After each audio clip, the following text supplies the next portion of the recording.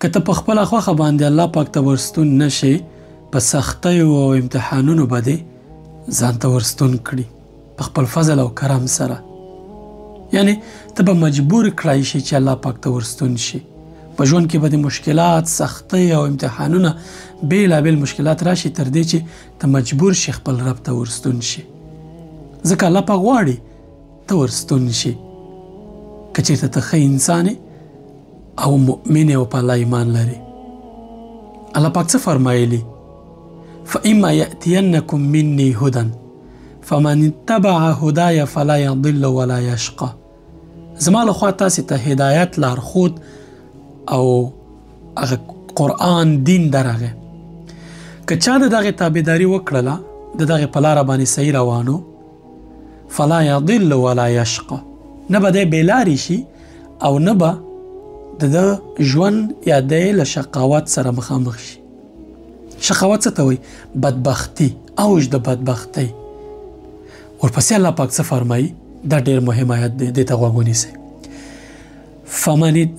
فمن اتبع هداي فلا يضل ولا يشقى ومن اعرض، او څوک چې مخ واړوي، عادي وګڼي، بې پروا شي ترې.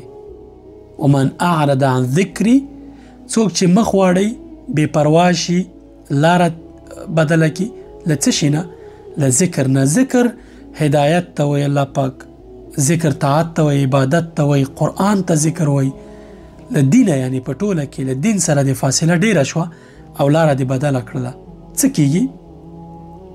فإن له معیشة ضنکا، د داسې انسان دپاره به سخت ژوند دی، مشکلات ورپسې مشکلات، ستړیاوې، له ژونده خوند نه اخیستل، برکت لرې کېدل، دا ټول ژوند به د داسې حالت ته ورسیږي چې ته به وایې چې کاشکې مړ وای، دا نو ژوند شو، دا څه رقم ژوند دی.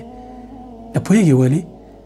تا له هغه چا سره فاصله پیدا کړې ده چې هغه د ستا زړه له ځان سره تړلی دی، ستا فطرت یې داسې جوړ کړی دی چې ته تږی یې د الله مینې ته، د الله مرستې ته، د الله یاد ته، ذکر ته، عبادت ته او دینداري ته. کله چې ته دغې چینې نه لرې کېږې، فاصله اخلي، لکه مایي چې اوبو ته ضرورت لري او بې له اوبو نه را بهر کړي، داسې پړقېږي، ستا زړه هم داسې دی.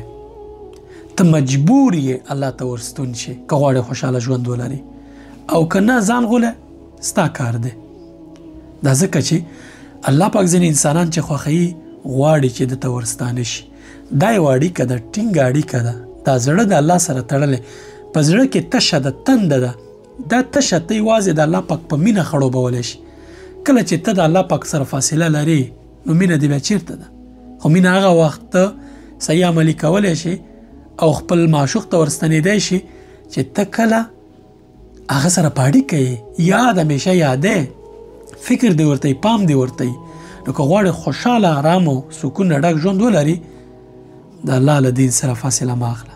د الله احکام تطبیقوه، اوامر یې منه، د هغه د رسول صلی الله علیه وسلم لاره نیسه، خوشحاله ژوند به ولري. ته چې کله نیک عملونه کې الله پاک ته نږدې شي، ته به نیک عملونه کې. ته چې کله نیک عملونه کې، ستا ایمان به قوي شي، ستا ایمان به پیاوړی شي، ستا ایمان به لوړ شي.